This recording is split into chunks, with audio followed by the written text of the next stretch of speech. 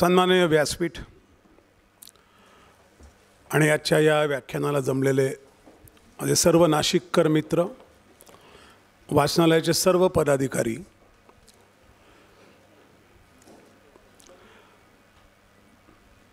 आपण कितीही दूरदेशी भटकलो तरी आपल्या गावात येऊन बोलणं, आपल्या गावातल्या माणसांनी आपलं ऐकणं यासारखा आनंद नसतो आणि तो आनंद मला दिल्याबद्दल मी वाचनालयाचा आभारी आहे। 78 वर्षाचा एक माणूस दुसऱ्यांदा अध्यक्षपदाची निवडणूक लढवतो, निवडून येतो। त्याचं नाव डोनाल्ड ट्रम्प।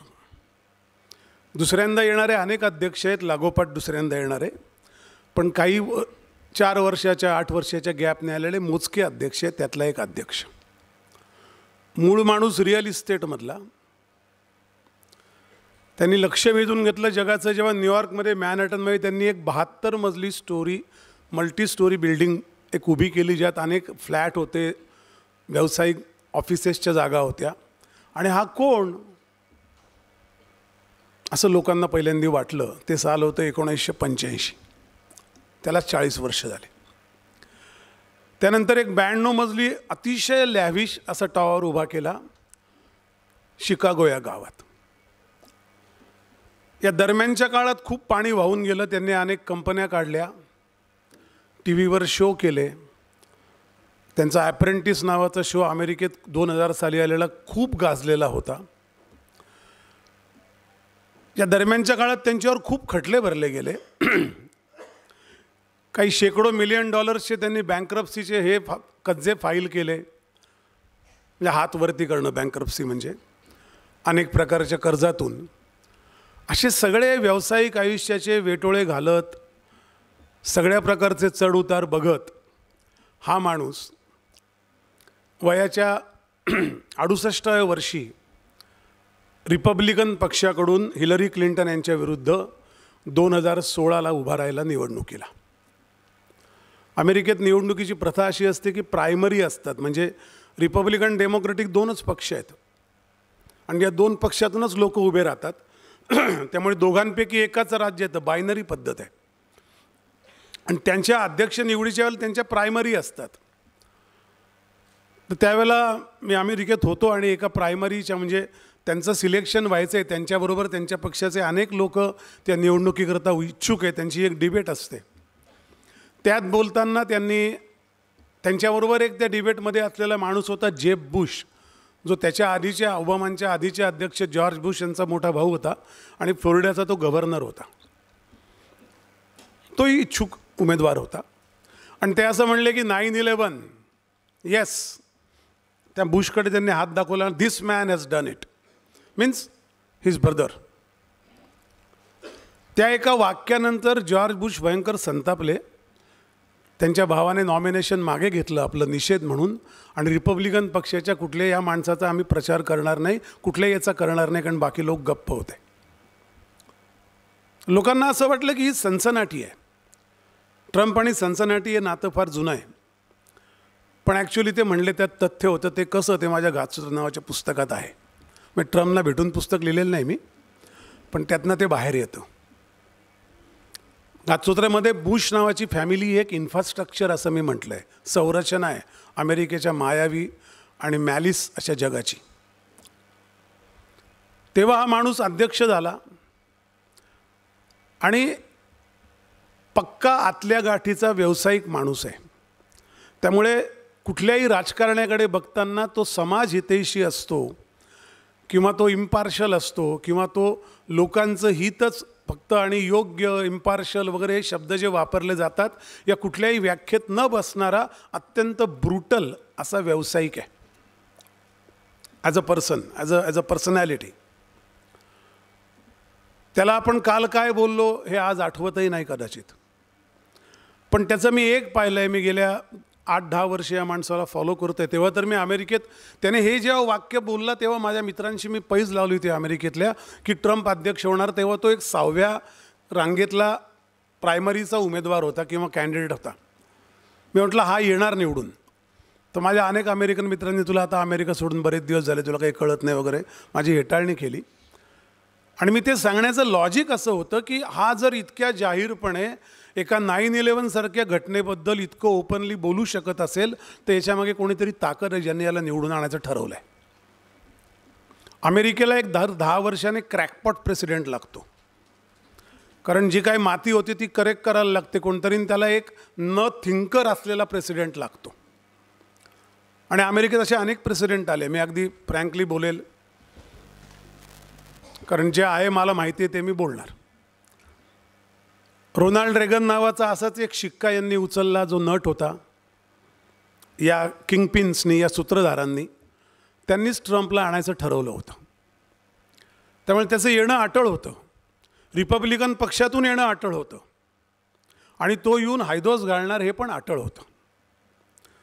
मी त्या 10 वर्षातली त्याची अनेक विधानं इथे यायचं म्हणून जरा ताडून पाहत होतो गेले 2 दिवस. मला काही गोष्टींचं आश्चर्य वाटलं, तेही व्यक्त करतो. जे आहे ते सरळ आहे. तो आपल्या 20% विधानांवर फक्त त्याने दुसरी भूमिका घेतली, एकच भूमिका कायम ठेवलेली. 80% विधानं आहेत. ती चूक बरोबर काळ ठरवेल, पटली न पटली हे त्याचा काही संबंध नाही, पण तो जे 10 वर्षापूर्वी काही बाबतीत बोलला तेच तो आत्ता बोलला आहे. त्याने भाषण केलं होतं 2016च्या, ज्यांनी ते इलेक्शन फॉलो केलं असेल त्यांना आठवेल. तो असं एका गावात गेला आणि असं म्हणाला. मी हे मुद्दामून सांगतोय कारण तो माणूस कसा आहे कळल्याशिवाय त्याचा आपल्यावर काय परिणाम होईल हे कळणार नाही. त्याने एक असं भाषण केलं होतं एका गावात, एका चर्चच्या आवारामध्ये भाषण करत होता उमेदवार जाहीर झाल्यानंतरच्या सभेचं. आणि तेव्हा तो म्हणला, आपण एका छोट्या गावात राहतो, आपण रविवारी चर्चला जातो, आपल्या गाडीच्या ट्रंकमधून आपण काही पॉटलक म्हणून काही खायला घेऊन जातो, सगळे मिळून आपण सरमन करतो, प्रार्थना करतो, आणि सगळे मिळून तिथे आपण त्याशी जेवण करतो. आणि हे आपण आपल्या त्या ट्रंकमधनं, जुन्या गाडीची ट्रंक खडखड खडखड असा आवाज करत उघडत असताना एक झुपकन गाडी रस्त्यावरून जाते. ती पोर्शे असते, आणि आपण सगळे असे हातात ते धरून त्या गाडीकडे असं वळून बघतो की आपल्या गावात छोट्या ही कुठली गाडी आली. तेवढ्यात एक आणखीन हाय क्लास अशी मर्सिडीजसारखी नवीन आलेली गाडी किंवा उघड्या टपाची अजून एक गाडी जाते. ही कोणाची गाडी आहे? आपण असे विचार करतो, कारण आपण जेमतेम संसार चालवत असतो. त्याचं भाषण फार मजेशीर आहे. आपण जेमतेम आपल्या पगारातून आपली नोकरी करत संसार चालवत असतो, आणि एवढ्या $3-3 लाख महागड्या गाड्या घेऊन हे कोण जात आहेत आपल्या गावातले? मग कोणतरी म्हणते हे चायनीज, इंडियन, दुसऱ्या देशातनं आलेले इमिग्रंट आहेत, ते इथे मोठे झाले आणि ते आपल्याला आपल्या देशामध्ये खालीमान घालून जगायला भाग पाडतात. हे त्याची वाक्य आहेत. मग मला असं वाटलं की मग आपल्या देशाचं असं काय राहिलं? या सगळ्या गाड्या अशा वाढल्या आणि त्या मोजक्याच वाढल्या, तर आपल्या या न उघडणाऱ्या ट्रंकच्या गाड्यांना काय किंमत आहे? आपल्या आयुष्याला काय किंमत आहे? असं नेटिव्हिजम ज्याला म्हणतात, राष्ट्रवाद किंवा स्थानिकवाद किंवा स्थानिक इझम, नेटिव्हिजम, त्याचं भाषणं त्याने त्या 16च्या इलेक्शनला केली आणि तो निवडून आला. कारण बऱ्याचशा, अमेरिका काय फक्त न्यूयॉर्क, सॅन फ्रान्सिस्को या मोठमोठ्या शहरांमध्ये नाही आहे, तिथे इमिग्रंट जास्त आहेत, पण अमेरिका आतमध्ये खूप पसरलेली आहे. त्या सगळ्या गावातल्या लोकांना असं वाटायचं, आणि तुम्ही हे मुद्दाम सांगतोय, तुम्ही कम्पेअर करत राहा नेहमी, कारण 2 देश तयार होतात कुठल्याही विकासाकडे जाणारे देशाचे. असं भारत आणि इंडिया 2 देश होते. शरद जोशींचं वाक्य आहे, माझं नाही. तर भारतातल्या म्हणजे ग्रामीण भागातल्या लोकांना वाटायचं की हा आपला तारणहार आहे, हा स्पष्ट हे बोलतोय, तो स्वतः बिझनेसमन आहे, अनेक बँकरप्सीचे खटले आहेत, अनेक लोकांना फसवलेलं आहे, मोठे टॉवर्स बांधले, रिअल इस्टेट टायकून आहे, सेलिब्रिटी आहे, सेलिब्रिटी शो केलेला आहे, अनेक कॅसिनोचा मालक आहे, क्लबचा मालक आहे, त्यातले अनेक कर्जामध्ये बंद झाले आहेत. असा माणूस त्या सामान्य माणसाची भाषा बोलत होता. हे ट्रम्पचं अमेरिकेला झालेलं सार्वजनिक जीवनातलं, पब्लिक लाईफमधलं पहिलं दर्शन होतं. पण अमेरिकेने त्याच्यावर विश्वास ठेवला, कारण तो निवडून यावा आणि काही गोष्टींचे जी करेक्शन करणं आवश्यक होतं, चीनसारख्या देशांच्या वाढत्या दादागिरीचं, एशिया पॅसिफिकमधल्या काही सत्ता समतोलाचं, युरोपमध्ये ॲडमंट झालेल्या काही राज्यांच्या प्रमुखांचं, आणि दक्षिण अमेरिकेतल्या निर्यात न करणाऱ्या, आपल्या करन्सीवर तेल आहे म्हणून वाद घालणाऱ्या काही लोकांचं करेक्शन करण्याकरता एक क्रॅकपॉट, मी शब्द परत वापरेल, चक्रम, असा प्रेसिडेंट हवा होता. ती स्पेस त्याने बरोबर ऑक्युपाय केली. त्याला म्हणतात तुमचं बिझनेसमनचं नेहमी ना त्या बँडविड्थवर लक्ष असतं, सक्सेसफुल बिझनेसमनचं, की मला कुठे बिझनेस होईल. ज्याला कळतं तो चांगला बिझनेस करतो. त्याला कळलं आत्ता काय विकायला पाहिजे. तो आला, त्याने अनेक डिसिजन घेतले. चीनसारख्या मस्तवाल देशाला चाप लावला. 300, 200, 250 पट टक्के त्याच्यावर, त्याच्या मालांवर टेरिफ लावलं. त्या 4 वर्षाच्या काळात तो शेवटी हे सगळं करू शकला. अनेक माणसं बदलली, त्याच्या अनेक मंत्र्यांनी राजीनामे दिले, अनेक त्याला सेक्रेटरी म्हणतात, अनेक खात्याचे सेक्रेटरी सोडून गेले, काहींना त्याने हाकललं. कारण काही लोकांना तो येऊन अमेरिकेची हेजिमनी ज्याला म्हणतात, सार्वभौमता किंवा पकड, ही परत एस्टॅब्लिश होण्याकरता, कारण त्यांच्या थ्रू त्या लोकांची कामं होतात. अमेरिकन अध्यक्ष हा पपेट असतो आणि हे सनसनाटी वाक्याने ही फॅक्ट आहे. तो एका दोरीला बांधलेला कठपुतली असतो. त्या दोऱ्या ज्यांच्या हातात असतात त्या लोकांना असं वाटतं की याच्या थ्रू जी काही कामं करून घेता येतील त्याला आपलं ऐकणारा असा माणूस पाहिजे, किंवा थोडासा सारासार विचार न करणारा माणूस पाहिजे. तो त्यांना बरोबर गवसला. त्यांनी अनेक गोष्टींचे करेक्शन केले, अनेक गोष्टींचे रूल बदलले, जागतिक कायदे बदलले, जागतिक पर्यावरणाबद्दलच्या बऱ्याचशा गोष्टींचा त्यातला जो भंपकपणा होता तो काढायचा प्रयत्न केला. हे सगळं करत गेले. तो 4 वर्ष सत्तेवर बसला आणि 4 वर्ष सत्तेवर बसल्यानंतर त्याने अमेरिकेची घडी जगात एस्टॅब्लिश केली, जी 9/11च्या हल्ल्यानंतर अमेरिकेची जी मध्यस्थाची जगातली भूमिका होती ती नामशेष झाली होती. ती आणण्याकरता चुकीच्या मार्गाने, अविचारी मार्गाने त्याने अनेक प्रयत्न केले आणि तो सत्तेवरून गेला. ज्यावेळेला तो ते इलेक्शन हारला पहिलं, तेव्हा जो बायडन जिंकून आला, तरी त्याने तो जिंकला हे मान्य केलं नाही. त्याच्या 350-400 समर्थकांनी व्हाईट हाऊस, कॅपिटल हिलला दंगे केले. पोलिसांनी अनेकांना पकडलं. तिथे जेव्हा दंगलीसारखं वातावरण तयार झालं, त्याने तो निर्णय ॲक्सेप्ट केला नाही आणि त्याच्यावर नंतर इम्पिचमेंट करण्यापर्यंत वेळ आली. तो 4 वर्ष विविध विधानांनी गाजत होता. त्याने जाता जाता केलेली एक गोष्ट मला आठवते, ज्यात एक लक्षात येतं की लिडरशिपला किती शेड असतात. आपण एकांगी लिडरशिप बघायची आपल्याला सवय लागते. लिडरशिप कशी असते किंवा ती कुठल्या वेगळ्या पद्धतीला जाऊ शकते. तो जो किम जॉंग होता आहे उत्तर कोरियाचा, त्याला तो लिटल रॉकेट मॅन असं म्हणायचा. जो अण्वस्त्राची धमकी, त्याच्याकडे अण्वस्त्र होती पाकिस्तानच्या आणि चीनच्या मदतीने घेतलेली, आणि तो ऐकत नाही याचा फायदा चीन नेहमी घेत होता. कारण त्याच्याशी प्रत्येक निगोशिएशनला जिनपिंग तिथे हजर असला पाहिजे अशी अट होती. आणि त्या माणसाला तो एकटा सिंगापूरला जिनपिंगला अंधारात ठेवून भेटला. चायनाला कळलंही नाही हा भेटतोय. हे त्याने जाता जाता केलं आणि सांगितलं, I can cross any line, I am president of United States. जरी मी पपेट असलो तरी मी काहीही डिसिजन घेऊ शकतो. तो त्याला भेटला. त्यानंतर जिम आत्तापर्यंत तो शांत आहे. कारण या सगळ्या गोष्टींमागचं जे काही गणित असेल त्याच्या अंडरनीथ एक लेअर असते, ती अर्थकारणाची असते. मी नेहमी असं म्हणतो, आपल्या देशाला हे कळण्याची अत्यंत गरज आहे. म्हणजे आपल्याच माणसाने सांगितलं हो 7,000 वर्षापूर्वी द्रौपदी वस्त्रारणाच्या वेळेला, मी वारंवार ते सांगतो, भीष्मांनी सांगितलं अर्थस्य पुरुषो दासा. कारण विचारत होते लोक, विदुरांना विचारलं हे काय चाललं आहे द्रौपदीचं, तुम्ही बोलत का नाही? ते म्हणले मी दासीपुत्र आहे. द्रोणाचार्यांना विचारलं, ते म्हणले मी शिक्षक, मी यांना सगळी विद्या शिकवली, पण मी यांना असं नाही शिकवलं. तेव्हा भीष्मांना विचारलं, भीष्मा म्हणले एका शब्दात अर्थस्य पुरुषो दासा, पुरुष हा अर्थाचा गुलाम असतो. ते प्रॉफेटिक वाक्य अशा करता आहे की तोच गाभा आहे जग चालण्याचा अर्थकारण हा, आणि त्याच्यावर ज्याची पकड असते ते बाकी सगळं दुय्यम असतं, मानवता वगैरे. हे आपण अनेक वेळा पाहतो. म्हणजे आज जे गळे काढतायत पर्यावरणातल्या पॅरिस करारामधून ट्रम्प बाहेर पडला, त्या देशातल्याच माणसांनी आणि चीनने या जगावर ही पर्यावरण प्रदूषित व्हायची वेळ आणली आहे. त्यांचे जे कार्बन उत्सर्जन आहे ते भारताच्या 1000 पट आहे, आणि ते भारताला अक्कल शिकवतात. आणि अशी अक्कल शिकवणारी माणसं असल्यामुळे ते कधीतरी एक्सपोज अशा वेगळ्या पद्धतीने होतं की त्यांचाच माणूस करेक्ट कार्यक्रम करतो त्यांच्या देशाच्या पॉलिसीचा. तो त्याने केला. या वेळेला जेव्हा परत गणितं सुरू झाली तेव्हा काय झालं बायडनच्या काळात, याचा नीट जर आपण अभ्यास केला तर आपल्या लक्षात येईल, परत अमेरिका ती त्याची मध्यस्थाची जी इम्पॉर्टंट पोझिशन होती ती अमेरिका सोडून चालली होती. बायडनची अशी परिस्थिती होती, तुम्हाला माहिती असेल की बायडन राष्ट्रप्रमुख भेटायचे त्यांना ओळखू शकत नसायचा. तो गोळ्यांची उसळ खायचा.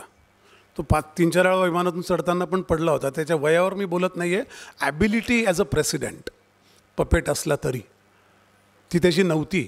तो ओळखायचा नाही राष्ट्रप्रमुखांना. त्याला आपण सकाळी कोणाची मीटिंग केली आठवत नव्हतं, म्हणून त्याला ओबामा आणि या सगळ्यांनी भरीला पाडून बाजूला व्हायला लावलं सन्मानाने, कमला हॅरिसला आणलं.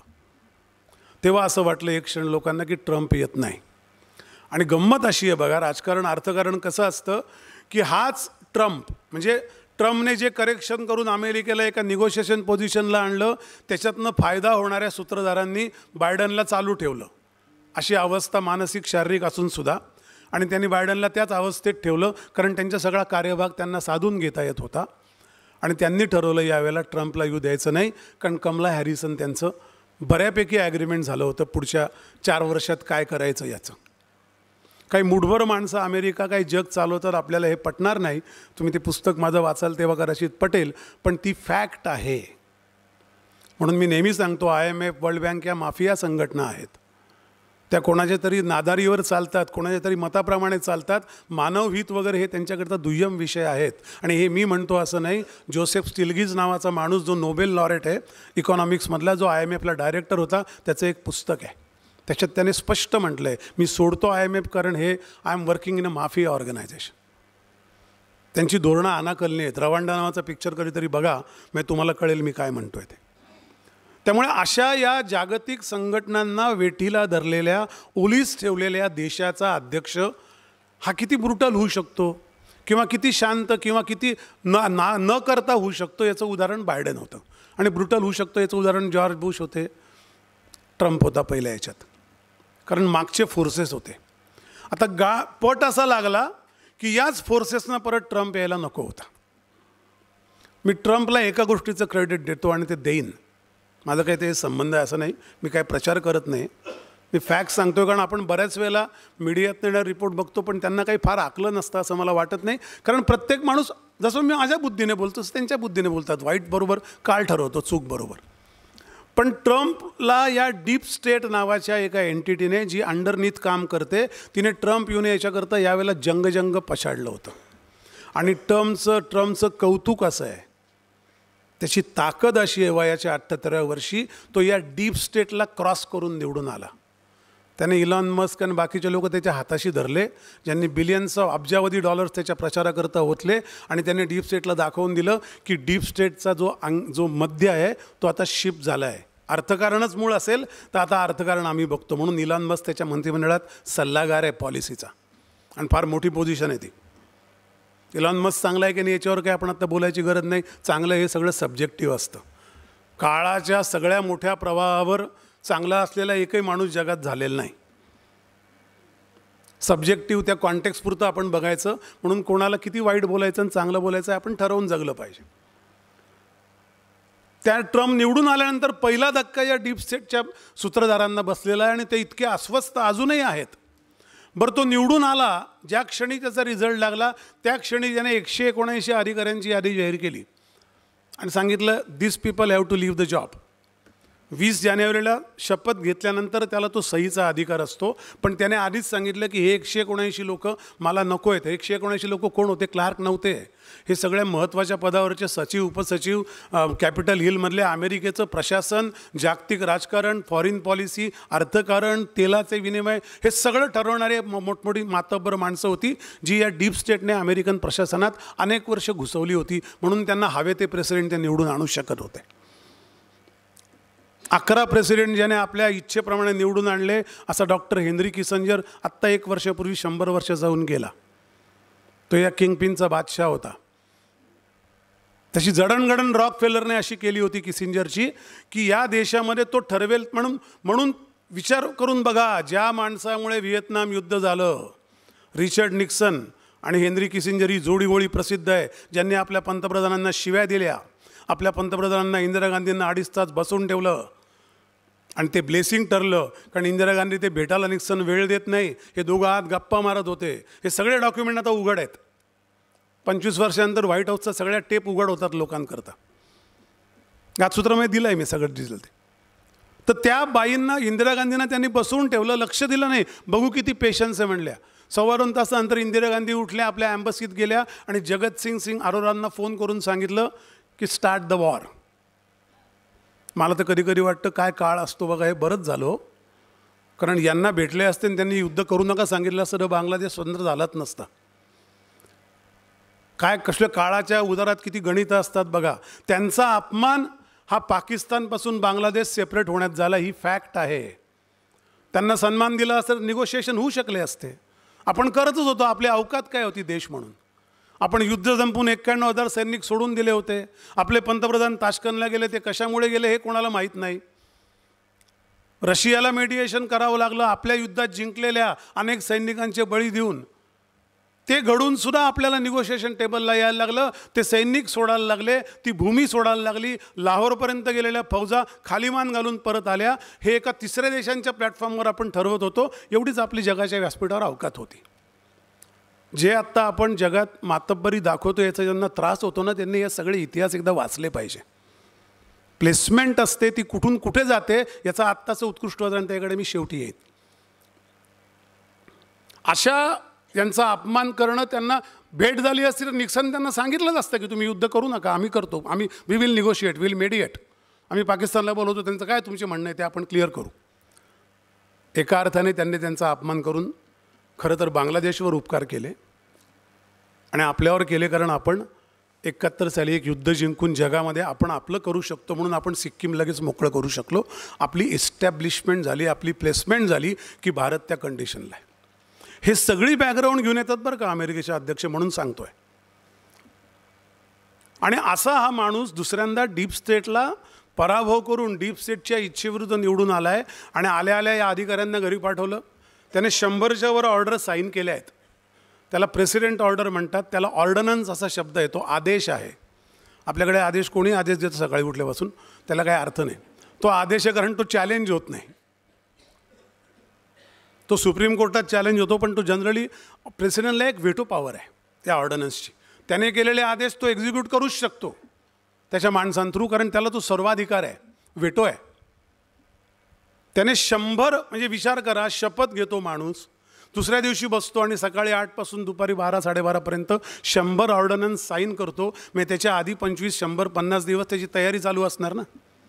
बरं, त्याच्यात काय ऑर्डिनरी आदेश नाही आहेत ते. त्यातला एक आदेश आहे की अमेरिकेत 2च जेंडर असतील, मेल आणि फिमेल. ते चूक बरोबर याच्यावर मी बोलत नाही. हे डिसिजन घेणं याच्याकरता फार मोठी करेज लागते. आगडोंब उसळतो लोकांचा, पण त्याचं स्वागत होतं आहे. अमेरिकेत जन्मलेल्या कुठल्याही मुलाला तिथल्या सिटिझनशिपचा हक्क नाही, हा एक आदेश त्याने सही केला. मेक्सिकोच्या बॉर्डरवर त्याने ताबडतोब जवळपास 1,500 सैनिक पाठवले. मिलिटरी फोर्सेस कितल्याही काही तिथून घुसखोरी होणार नाही. त्याने सांगितलं पॅरिसमधनं मी बाहेर पडतोय. WHOमधली अमेरिकेची मदत 750 मिलियनची मी काढून घेणार, ₹1 WHOला देणार नाही. जेव्हा अमेरिकेत आता बर्ड फ्लूचं थैमान चालू आहे फ्लोरिडामध्ये आणि अटलांटामध्ये, जॉर्जियामध्ये. हे आदेश त्याने 100 असे आदेश साईन केले. आणि तुम्ही जर तो व्हिडिओ नीट पाहिला तर जेव्हा त्याचा माणूस त्याला सांगतो, sir president sir, this is a order about, oh yes that's nice one, we need that, असं म्हणून तो सही करतोय. That's a good one, that's required, it is required from decades. तो असं बोलून त्याच्यावरती, आणि ते सगळं लाईव्ह आहे. कोपऱ्यात कुठेतरी आतल्या खोलीत सही केले, अँटी चेंबरला वगैरे, कोणालाच माहीत नाही कोणी सही केली असं नाही आहे. तो TV वर बोलून सह्या करतोय. त्या पेनचा पण आवाज येतोय खरखर खरखर कर असं सही करताना. तुम्ही बघा तो व्हिडिओ. हे आदेश साईन केले याचा अर्थ त्याने त्या निवडून आल्यानंतर 24 नोव्हेंबरनंतर ते 20 जानेवारीपर्यंतच्या 60 दिवसांमध्ये 56 दिवसांमध्ये सगळी तयारी केली. त्याने निवडलेले आपले सेक्रेटरी बघा, त्याची टीम बघा, त्या सगळ्यांना मार्चिंग ऑर्डर आहेत पहिल्या दिवसापासून, कारण त्या सगळ्यांवर त्याने मीटिंग केले असतील. तो बिझनेसमन आहे. आणि आता बघा लढाई कशी आहे. आता त्याला अमेरिकेचं या लोकांनी पहिल्यांदा सपोर्ट करून निवडून दिलं तेव्हाचं करेक्शन करायचंच आहे, आणि शिवाय या लोकांच्या इच्छेविरुद्धचं करेक्शन करायचं आहे. त्याने पुतिनला सांगितलं काय की अनफॉर्च्युनेट आहे, हे वॉर चालू आहे, ते वॉर चालून काही उपयोग नाही, मी निगोशिएट करेल, मी युक्रेनची मदत काढून घेतो दिलेली बायडनने. बायडनला काही कळत नव्हतं. मग रशियाचे अध्यक्ष म्हणले आपण चर्चेला तयार आहोत. पुतिन त्यांचे एक विशेष दोघांचे संबंध चांगले आहेत. हिलरी क्लिंटन पडल्या त्याच्यामध्ये ज्या काही ईमेल तेव्हा एक्सपोज केल्या होत्या विकिलीक्सने, त्या पुतिनच्या रशियन KGBने त्यांना सप्लाय केल्या होत्या. हा तेव्हाचा इतिहास आहे मागच्या निवडणुकीचा. तो ते करेक्शन करू शकेल का, ते युद्ध थांबवू शकेल का माहीत नाही, काळाच्या उदरात काय दडलं आहे. पण हे मी आता करणार आहे ऑथॉरिटीने, कारण ऑथॉरिटी मागून मिळत नसते हो, ती राबवायला लागते. आणि हे काही अमेरिकन प्रेसिडेंटला अगोदरच्या काळात माहिती होतं. नाही तर अणुबॉम्ब टाकणं हा काय डिसिजन जोक होता का? तो ज्याने घेतला त्या माणसाला काही वाटलं नसेल किती लोक मरतील याचा अंदाज नव्हता. ओपेनहायमर तुम्ही पाहिला असेल. पण मी माझी ताकद एस्टॅब्लिश करण्याकरता, मी सार्वभौम ताकद आहे हे सिद्ध करण्याकरता कुठल्याही थराला जाऊ शकतो. तुम्ही त्याला अहंकार, आरोगन्स काही म्हणा, त्यांच्या दृष्टीने तो काय आहे, तो आत्मविश्वास आहे त्या प्रेसिडेंटचा. आणि पपेट प्रेसिडेंट जे गेले 11 किसिंजरने बसवलेले रेगन सकट, त्या लोकांना त्या अधिकाराची जाणीवच नव्हती किंवा त्यांना ते करायचं स्वातंत्र्य नव्हतं. आता डीप स्टेट नाकारल्यामुळे किंवा ज्यांच्या हाती जगाच्या अर्थकारणाची सूत्र आहेत, जे $143 ट्रिलियन ज्याची मार्केट कॅप आहे, अशा वॉल स्ट्रीटच्या रोजच्या संपत्तीचं नियमन करतात असे जे मूठभर सूत्रधार आहेत, माझ्या पुस्तकात म्हटल्याप्रमाणे किंगपिन्स, त्यांची प्रत्येक डिसिजनला हा क्रॉस जाणार आहे. आणि ते पाहणं फार गमतीशीर आहे. भारताकडे येतो. 3 विषय फक्त आपण घेऊ भारताबद्दल, कारण 3च विषयाचा आपला संबंध आहे. तिकडे जाण्याआधी काही गोष्टी क्लिअर करतो. ट्रम्प जे करतो आहे त्याच्या देशाकरता करतो आहे, त्यामुळे आपण गळे काढण्यात काही मतलब नाही.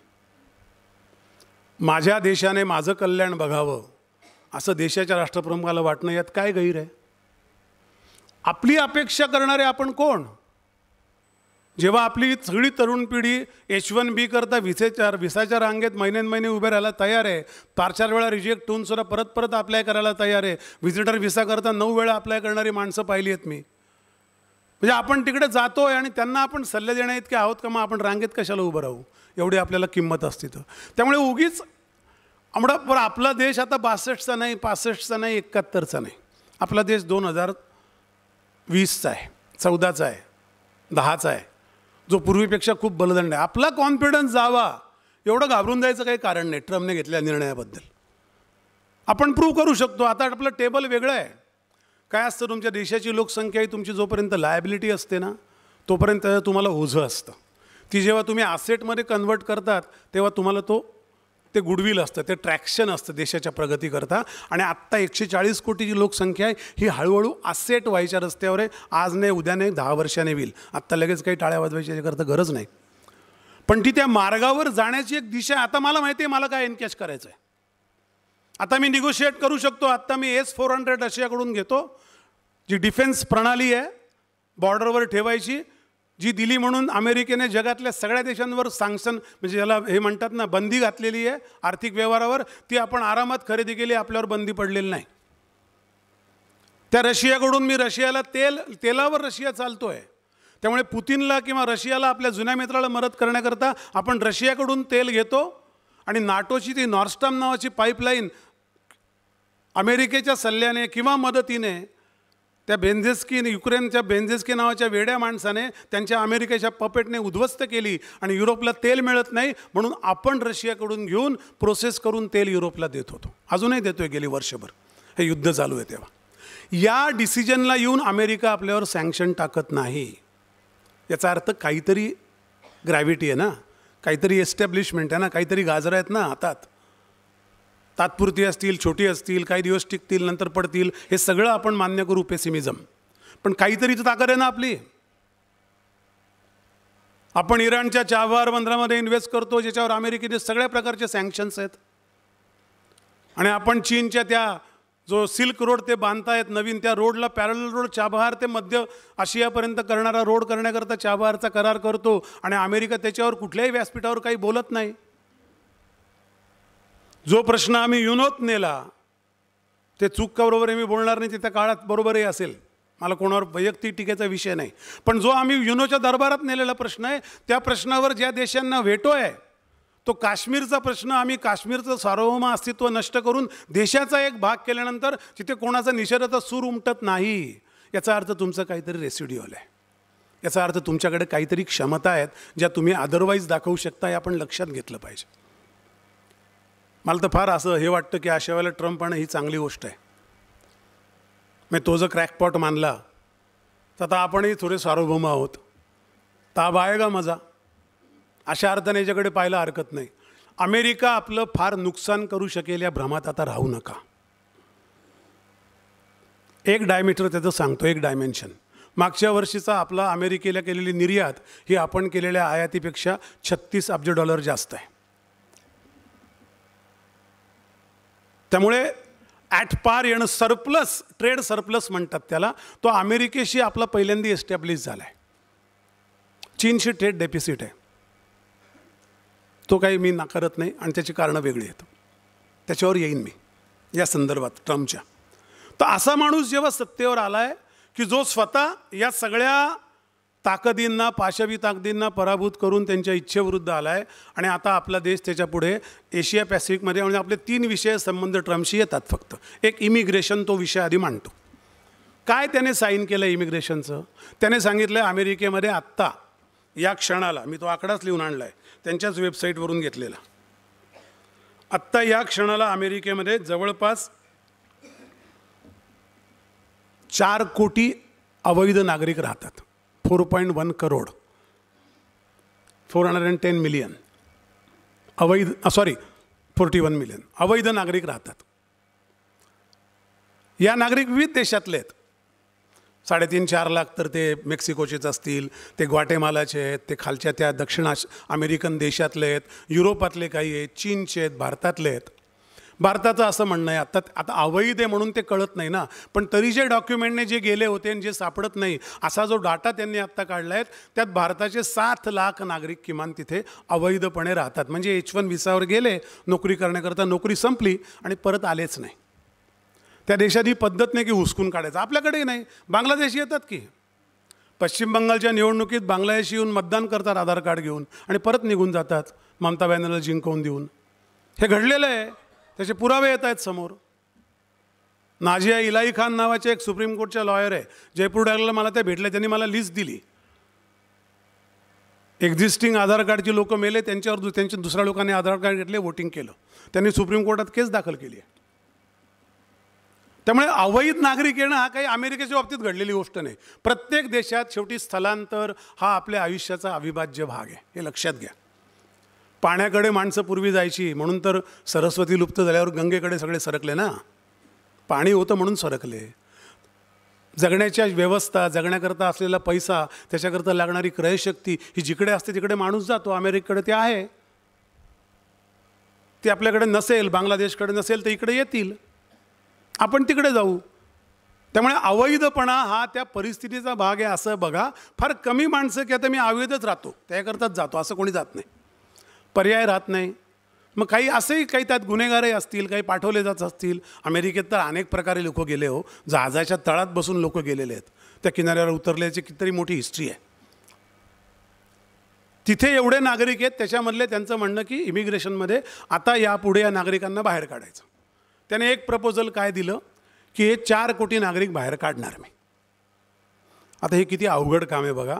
गेल्या 4 दिवसात मला वाटतं त्यांनी आत्तापर्यंत 535 का काहीतरी लोकांना बाहेर काढले. म्हणजे आयडेंटिफाय करून तू अवैध आहे विथ डॉक्युमेंटेशन, डिपोर्ट म्हणजे देशातनं हाकलून दिलं, त्यांच्या मूळ देशात हाकलून दिलं. किती 500चे 1000 लोक धरा. या रेटने जरी त्यांनी लोक रोज काढले तरी त्यांना 4 कोटी व्हायला 60 वर्ष लागतील. तोपर्यंत काय होईल अमेरिकेचं माहीत नाही. त्यामुळे तो मार्ग काही त्यांना चोखाळता येणार नाही. ट्रम्प काही बोलू द्या, काही आदेश सही करू द्या.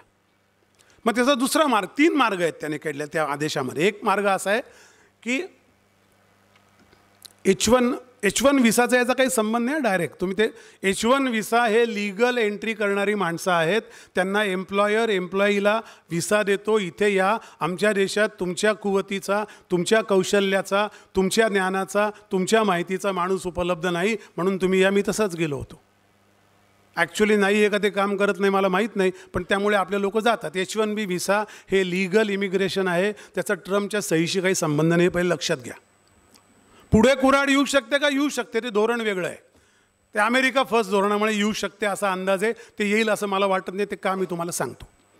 तर दुसरं कारण असं आहे की म्हणजे एक सांगितलं की त्यांना डिपोर्ट करायचं, दुसरं ते त्या देशात पाठवताना त्यांना म्हणजे त्यांना त्यांचं आयडेंटिफाय करायचं, त्यांना हे करायचं, त्यांची लिस्ट देशाला पाठवायची आणि रेग्युलर त्या देशाशी ती प्रोसेस सुरू करायची की तुमचे एवढे नागरिक आहेत. जसं भारताला म्हणजे ब्लूमबर्गने प्रसिद्ध केलं आहे, मला त्यातलं तथ्य माहीत नाही, पण 18,000 आपले लोक आत्ता अवैध राहत आहे अशी लिस्ट दिली आहे. जयशंकरांनी आपल्या पहिल्याच त्यांच्या फॉरेन सेक्रेटरीच्या मीटिंगमध्ये ॲग्री केलं की या सगळ्या लोकांना आम्ही आनंदाने परत घेऊन जाऊ, आमचे नागरिक आहेत, आम्हाला काही प्रॉब्लेम नाही. आणि असता कामा नाही. इल्लिगल आपला नागरिक दुसऱ्या देशात राहतो हे जर आपण चालू ठेवलं तर कुठलीच ट्रिटी होणार नाही. म्हणतो मनूर राणा येणारच नाही भारतात, जो आता या ट्रिटीमुळेच येऊ घातला आहे 26/11. त्याला पण त्या कोर्टाने सांगितलं भारताला त्याला एक्स्ट्रॅडिशन करा, त्याला परत भारतात पाठवू शकता केस चालवण्याकरता. त्यामुळे लिगली जे लोक असेच इल्लिगल राहतात हे कळेल त्यांची व्यवस्था करणं. आणि तिसरा पर्याय बॉर्डर सील करणं. मला असं वाटतं की ट्रम्प तिसऱ्या पर्यायाची कडे जाऊ शकता यशस्वीपणे, कारण माझं घर मी सुरक्षित ठेवू शकतो, ते मला अधिकार आहे, त्याच्याबद्दल कोणी काही बोलू शकत नाही. पहिली गोष्ट प्रॅक्टिकली शक्य नाही, दुसरी केव्हा होईल माहीत नाही, कारण दुसरी गोष्ट हे निगोशिएशनचं टूल असू शकतं. उद्या भारताला जर सांगितलं त्याने तुमचे 2 लाख लोक, एक उदाहरण देतो, असं असेल असं नाही, पण 2 लाख लोक तुमचे परत पाठवतो, तुम्ही असे लोक घुसवतातच, तुमची अशी इमेज होईल, तर भारत निगोशिएशन टेबलावर येतो. आणि मग तो म्हणतो माझ्याकडून जो माल निर्यात होतो तर टेरिफ मी जरा त्याचा टॅक्स कमी करतो, एक्सपोर्ट टॅक्स. त्यामुळे काही निगोशिएशनचे टूल असतात, हात पिळण्याकरता काही वापरलं जातं. जसं आपण नेहमी म्हणतो ना की आपल्या सगळ्या टॅक्स सिस्टीममध्ये 72 प्रकारचे टॅक्स आहे, त्यातली कस्टम ड्युटी आणि इम्पोर्ट ड्युटी ही महसुलाकरता नसते, तर या देशामध्ये विचित्र माल येऊन पडू नये म्हणून रेग्युलेटरी म्हणून असते ती, की ती आपण वाढवू शकतो. तेच ते टेरिफ तो बोलतोय ते. तो एक रेग्युलेटर असतो सरकारकडे की आता चायनातनं गणपती यायला लागले ते थांबवायला लागतील ना, थांबवणार कसे? कारण आणणारे व्यवसाय आहे जे गणपती विकतात ते सांगतच नाही चायनातनं आणतोय असं, ते कंटेनरमध्ये वेगळ्याच गोष्टी आणतात, ते सगळे लागेबांधे असतात. ती एक मोठी चेन आहे. वकिलीच्या आणि पोलीस क्षेत्रातली माणसं इथे मोठी मान्यवर माणसं आहेत, त्यांना ती माहिती असणार. पण त्याच्याबद्दल नाही म्हणत आहे मी, असं म्हणतो आहे की ती इम्पोर्ट ड्युटी, ती टेरिफ ऑफिशियल येणाऱ्या मालाकरता ते लावतं आणि त्याच्याकरता अमेरिकेने, त्यामुळे इमिग्रेशनमध्ये भारताला आत्ता धोका काही नाही. आणि जयशंकरांनी जर त्या पहिल्या बैठकीत एक लक्षात घ्या, ती पण गोष्ट इथेच याच्यात सांगितली पाहिजे. जयशंकर पहिल्या रांगेत बसले होते, फडके सर बसलेत तिथे, म्हणजे मी ट्रम्प नाही आहे पण ते तिथे बसले होते पहिल्या खुर्चीवर, किंवा दत्ताजी बसले आमचे तिथे बसले होते. पहिल्या रांगेत एखाद्या राष्ट्राचा परराष्ट्रमंत्री बसणं अमेरिकेत हे फार रेअर आहे. त्या सीट अरेंजमेंट असाइंड असतात तुमच्या अवकातीप्रमाणे, आणि त्यात काही गैर मानत नाही, ते त्याची पद्धत आहे.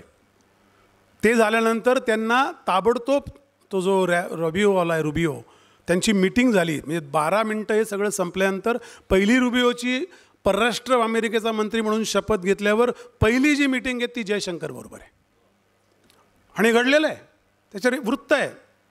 आणि त्या मीटिंगमध्ये 2 विषय झाले आहेत, नाही 4 झाले असतील, सगळेच ते सांगणार नाहीत, 10 झाले असतील. त्यांनी सांगितलं एका विषयावरचं मी काही उत्तर देणार नाही, कारण that is not for the press. तो विषय बांगलादेशचा आहे, तो काय सांगतो, म्हणजे मला कळलं आहे अशा अर्थानं नाही, तो काय असू शकतो, विषय काय मांडला असू शकतो, कारण आधी त्यांनी एक स्टेटमेंट दिलं होतं, त्याचा रेफरन्स घेऊन मी सांगतो.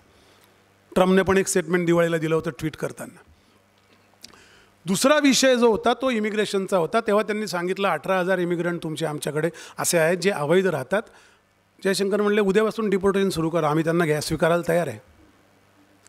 मी तुमच्या धोरणाशी ॲग्री करतो, ही पण बुद्धिबळावरची चाल असते. अवैध नागरिक आम्ही ॲग्री करणार नाही, कशावरून? आमचे नागरिक आहेत, आमच्याकडेच ते घुसले असतील बांगलादेशमधून, तर असे काहीतरी पोरकट विधानं करता येत नाही. आमच्याकडे रेशन कार्ड पण नाही, त्यांचं आधार कार्ड नाही. त्यांना माहिती आहे आधार कार्ड फ्रँचायझी कोणालाही आधार कार्ड मिळतं, एकाकडे 5-5 आधार कार्ड असतात. त्यामुळे असे आर्ग्युमेंट करत आपण वेळ घालला. आपण सांगितलं मान्य आहे आम्हाला. दॅट इज, त्याला म्हणतात winning over in the negotiation. Diplomacy जी असते ना, ती नेहमी तुम्ही काय विन विन सिच्युएशन करता याच्यावर चालते. तुमची ताकद काय आहे, दुःख काय, मागचं काय व्हायलिन वाजवत आहे 50 वर्षाचं, याच्यावर चालत नाही, ते कोणी ऐकत नाही. त्यांनी सरळ सांगितलं असणार, तर त्यांनी ते ॲग्री केलं, अशी ब्लूमबर्गची बातमी आहे. 18,000 का काय ते नंबर आता कळेल, त्यांच्या याच्यावर सगळं ते पब्लिश करत आहेत. ते झालं असेल तर आपल्याला अमेरिकेशी डिस्कशन करायची आपली सुरुवात झाली आहे. त्यात अजून त्यांनी असं सांगितलं की ट्रम्पना मोदींना भेटायचं आहे. ट्रम्प आणि मोदी कदाचित पॅरिसला भेटतील पुढच्या 15 दिवसामध्ये, जिथे एक मीटिंग आहे. ती मीटिंग AI वरची, आर्टिफिशियल इंटेलिजन्सवरची, जगातल्या काही राष्ट्रप्रमुखांची बैठक आहे, आणि काही एलॉन मस्कने बोलवलेले त्याच्यात काम करणाऱ्या काही कंपन्यांचे CEO आहेत, त्याची मीटिंग आहे. तिथे त्या मीटिंगच्या साईड लाईन्सवर ट्रम्प आणि मोदी भेटतील अशी एक शक्यता आहे. किंवा ट्रम्प म्हणले मला भारतात यायचं आहे. आता हे जे ठरत असेल याचे एक दरवाजे किलकिले करायला लागतात. हा दरवाजा किलकिला केला 18,000चा असं माझं मत आहे. दुसरी गोष्ट जी त्यांनी सांगितली, याच्यावर प्रश्न विचारला तेव्हा ते म्हणले if he would have said no, पण he did not say no. ते म्हणले yes but it not for the press. तो बांगलादेशचा विषय आहे. तो विषय याच विषयात संपवतो. म्हणजे तुमच्या लक्षात येईल असेच भारताला काय होणार आहे ते सगळे त्याचे पट तुम्हाला उलगडत जाईल. बांगलादेशमध्ये काय झालं, तुमचं काय त्याच्याबद्दलची माहिती आहे. शेख हसीना घरी गेली हे सगळ्यांना कळलं. ते मिलिटरी कूप झाला. युनुस नावाचा एक युनुस मोहम्मद नावाचा माणूस जो नोबेल लॉरेट आहे मायक्रो फायनान्सवर, हे जे आपले बचत गट हे त्याने आणले पहिल्यांदी, त्याचा खूप गवगवा झाला. तो एका लॉबीशी अमेरिकेला कनेक्टेड आहे. त्या लॉबीचं नाव आहे ग्रॅहम. आणि त्या लॉबीमधले डोनेशन जे आहेत ते क्लिंटन आहेत, जॉर्ज सोरोस आहे आणि बायडन आहे, बायडनचा मुलगा आहे. त्या लॉबीचा प्रतिनिधी म्हणून मोहम्मद युनिस बांगलादेशमध्ये आला. कारण बांगलादेशचे 2 इश्यू होते जे भारताशी निगोशिएशन करताना शेवटचे होते. एक चितगाव बंदर, ज्याचा ॲग्रीमेंट सह्या व्हायचं बाकी होतं. चितगाव बंदर चायना घेण्याकरता खूप प्रयत्न करत होता. कारण चीन असा हे बघा, असा भारत आहे, इथे तेल आहे मध्य पूर्वेत, आणि इथून असा चायना तेल आणतो मलाकाच्या सामुद्रधुनीतून, इकडे वर चायना आहे. तर हा त्याला एक फेरा आहे आणि त्याच्यावर लक्ष आहे. मलाका सामुद्रधुनीच्या बरोबर खाली अमेरिकेचा दियोगो गार्शियो हा तळ आहे. तिथे ते B-52 नावाचं 77,000 फुटावर उडणारं विमान आहे, जे कुठल्याही रडारमध्ये येत नाही, अशा विमानांचा तळ आहे. ते चायनावर नजर ठेवायला आहे. इथून खालून जेव्हा मलाकात तो येतो तेव्हा खालच्या ऑस्ट्रेलियाच्या वर असलेल्या ईस्टिमोरपासून तो वरच्या जपानपर्यंत 27 अमेरिकेच्या लष्करी तळ आहेत, जे कम्प्लीट साऊथ चायना सीवर आणि चायनावर नजर ठेवून आहेत. कारण चायनाची तेलाची वाहतूक तिथून होते. या सगळ्या याच्यामध्ये चायनाच्या याच्यात म्हणून चीनला प्रतिबंध घालायचा असेल म्हणून जे क्वाड आलं त्याच्यावरही मी येतो. पण या मोहम्मद चितगाव बंदर चीनला हवं होतं. कारण म्यानमारचं सरकारही कोसळलं. म्यानमारमधून बांगलादेशमध्ये चायना येऊ शकतो आणि चितगाव बंदर जर त्याने हंबनटोटासारखं चालवायला घेतलं तर चीनला इथे ॲक्सेस मिळतो. आणि हंबनटोटा त्यांनी चालवायला घेतलं, ते पैसे श्रीलंका फेडू शकले नाही. ते आता ऑपरेटेड बाय चीन आहे. चीन तुझ्या इथे त्याची युद्धनौका पण आणून उभी करू शकतो. या पॉसिबिलिटीचा गेम असतो राजकारण आणि अर्थकारण किंवा जिओ पॉलिटिक्स. पॉसिबिलिटी क्रिएट करणं. चीनच्या ताब्यात जगातली 55 बंदरं आहेत. ताब्यात म्हणजे त्यांनी बांधून दिली आणि सरकारने कर्ज न फेडल्यामुळे त्यांनी ती मालकी हक्क प्रस्थापित केले. त्यात ग्रीसचं बंदर आहे, त्यात युरोपातली अत्यंत मोक्याची बंदरं आहे. पनामा कालव्याचं अख्खं मॅनेजमेंटनेचा टेरिफ हे चीन वसूल करतो. पनामा कालवा बांधला अमेरिकेने, गमावले 36,000 सैनिक पनामाची युद्ध करता करता तो कालवा बांधताना. तर त्या जिमी कार्टर जे आत्ता वारले त्यांनी काही $1 बिलियन खर्च केले आणि तो कालवा एस्टॅब्लिश केला अमेरिकन वाहतुकीकरता. आणि त्या सगळ्याचं जे वाहतूक कर आहे, तिथल्या चौक्या आहेत, तिथले काही टेरिफ आहेत, सेस आहेत, ते सगळे चीन वसूल करतो. कारण चीनने ते बंदर मेंटेनन्सच्या नावाखाली घेतलं, त्यात भरपूर पैसा होतला. तो पैसा पनामा फेडू शकलं नाही. ते ट्रम्पने सांगितले की we will use military if required to get that back. त्याचं अर्थकारण गणित असं आहे की मी एक उभं करायचं आणि ते घ्यायचं. त्यामुळे त्याला प्रतिबंध करण्याकरता चितगाव बंदराशी आपण अतिशय जीवाच्या आकांताने बांगलादेशशी करार केला. शेख हसीनाबरोबर 7 वर्ष डिप्लोमसी चालू होती. मला कधी कधी असं होतं, कुठे जातो मी, वेळेला लोक प्रश्न विचारतात बांगलादेशचा आपला काय संबंध. आपल्याला सगळ्यात घाणेरडं इंग्रजांनी काय केलं असेल ना, तर हिंदू मुसलमान या भानगडीमध्ये अडकवून टाकलं. त्या देशाच्या 8 फाळण्या झाल्या. 8. हे सगळे देश भारताचा भाग होते. राजकीय एक देश करीत नव्हता, ते एक आपलं सांस्कृतिक राष्ट्रभराचे देश आहेत. म्हणून ते इंडोनेशियाचे अध्यक्ष काल होते, ते काय बोलले ऐका, त्यांना का बोलवलं ते पण सांगतो. तर या सगळ्या गणितामध्ये बांगलादेश आपल्याकडे असणं आवश्यक होतं. म्हणून शेख हसीना आपण 43 गावं देऊन टाकली, तो बॉर्डर विषय संपवला. म्हणजे असा वळसा घालून बांगलादेशमध्ये जायला लागले त्रिपुराला. तिथून बस डायरेक्ट ढाक्याची कलकत्त्याहून सुरू झाली. अख्खं 2000 किलोमीटर वाचले. ती बस व्यवस्थित चालू होती. आपण रिलेशन एस्टॅब्लिश केले, त्यांना फायनान्स केला. आणि हे आपल्या हातामध्ये येत नाही. म्यानमारचा प्रयत्न यशस्वी झाला चीनचा.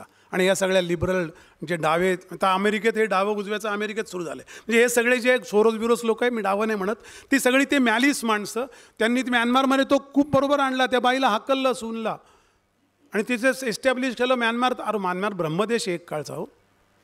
आपल्याला हे गमवल्याचं कधीच दुःख होत नाही. म्यानमार आपला काही संबंध नाही, बांगलादेश आपलं काय असं म्हणतो आपण. ते तिथे येऊ नये म्हणून आपण जीवाचे आकांत केला, ते टिकून राहिलं आणि त्यांनी शेवटी तो खूप घडून आणला आणि त्याला बायडनचा पाठिंबा होता म्हणून शेख हसीनाला आपण इथे आणलं. शेख हसीनाने ट्विट केलं ट्रम्प निवडून आल्यानंतर की congratulation on your victory and hope to see you soon. याचा अर्थ उद्या सकाळी बांगलादेशचं युनूस जाईल असं नाही होणार, पण आजची दुपारची बातमी अशी आहे, म्हणजे तिथल्या दुपारची, आजच्या रात्रीची, कालच्या, की त्या मोहम्मद युनूसच्या मुलीला एका मोठ्या प्रकरणामध्ये, हेरगिरीच्या आणि याच्यामध्ये काल अरेस्ट झाली अमेरिकेत. ती त्या ग्रुपची आहे. तिने जे काय मॅलिस पसरवलं, जे काय, ते अटक झाली, अरेस्ट झाली. बातमी आहे रेग्युलर CNN ला. त्यामुळे मोहम्मद युनूस धोक्यात आहे आणि तो धोक्यात असला पाहिजे. शेख हसीना परत येईल का काय होईल ते काय मी काही ज्योतिषी नाही, पण पावलं तिकडे पडत आहेत. कारण अजून एक आजची बातमी आहे, USAID नावाची अमेरिकेतून जी मदत परदेशी राष्ट्रांना जाते त्याचं एक बास्केट आहे, एक बकेट आहे, त्याला USAID असं म्हणतात. आणि ती मानवतावादी कामं, नंतर काही लष्करी मदत, काही व्यापाराची मदत, जीवनावश्यक वस्तूंची मदत, फूडची मदत, अपंग लोकांना मदत, अशा सगळ्या हेड खाली जाते. 22 हेड आहेत त्याचे. ती बांगलादेशला $450 मिलियन मदत मिळत होती, जी बायडनने द्यायला सुरुवात केली. 268 होती, ती 450 तेव्हा झाली जेव्हा युनूस आला. डॉक्युमेंट USAIDच्या साईटवर अवेलेबल आहेत. ती मदत बंद केली आहे ट्रम्पने, 90 दिवसाकरता सीज केली आहे. सिरियात काय, लेबनॉनमध्ये काय झालं, अधिक आर्थिक पेचप्रसंग येतो आणि त्यातनं राजकीय गाठी उलगडतात.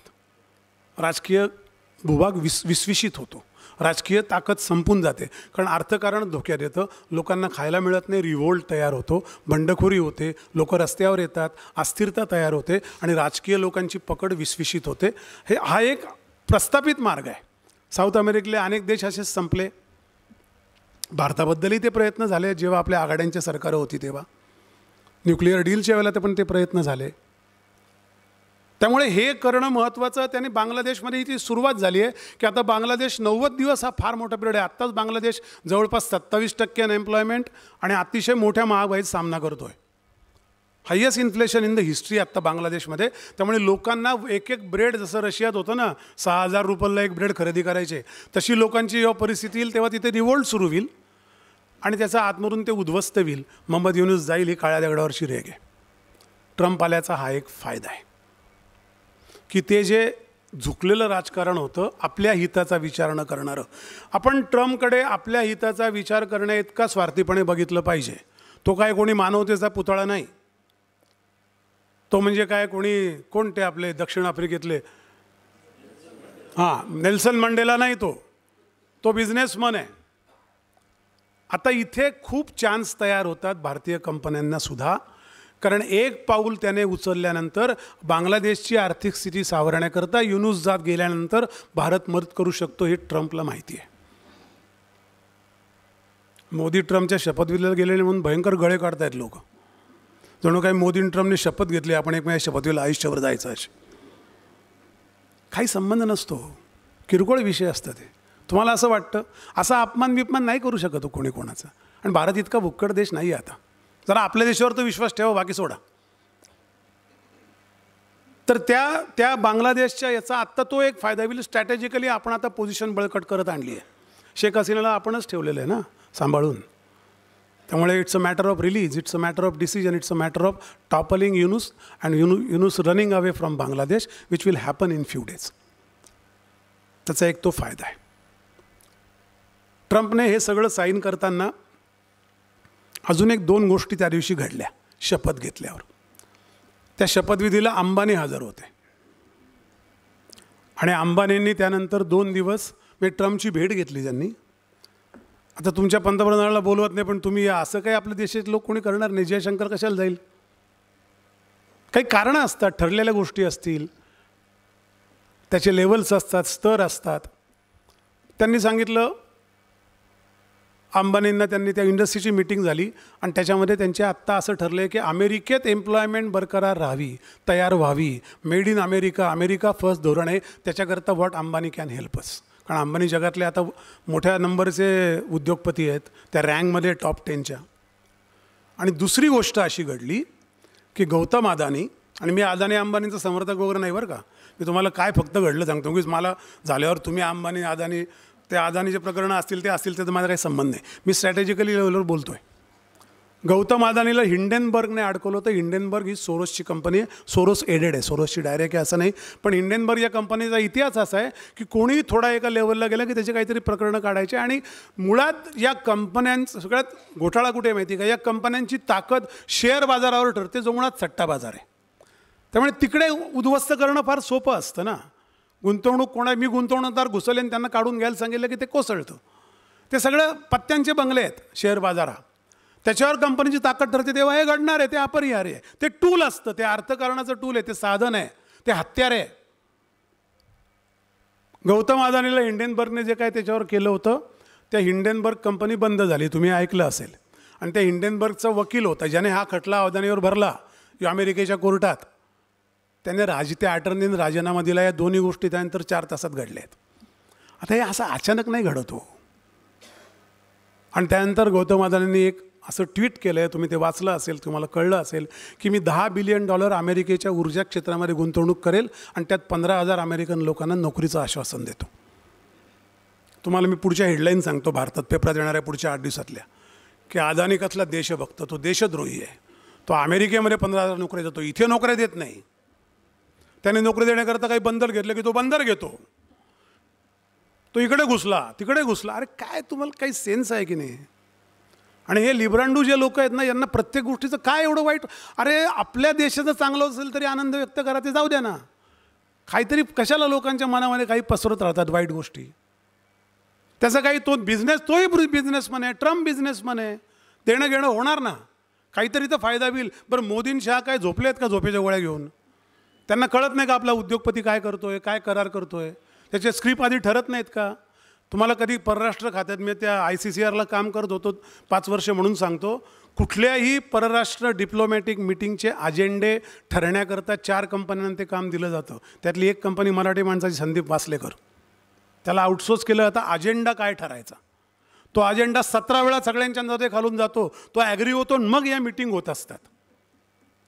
त्यामुळे ती मीटिंग 1 महिन्यानंतर काय, याचं कारण पण ठरवून घ्या की या सगळ्या प्रयत्नांचा रिस्पॉन्स, या सगळ्या घटना, अंबानी अदानी जयशंकरांची मीटिंग, यातनं काय घडतं आहे याचा अंदाज होऊन तो अजेंडा घेऊन मोदी ट्रम्पची मीटिंग होईल. तेव्हा आपण सांगू आमचे सगळे इलिगल इव्हेंट परत पाठवा, हरकत नाही.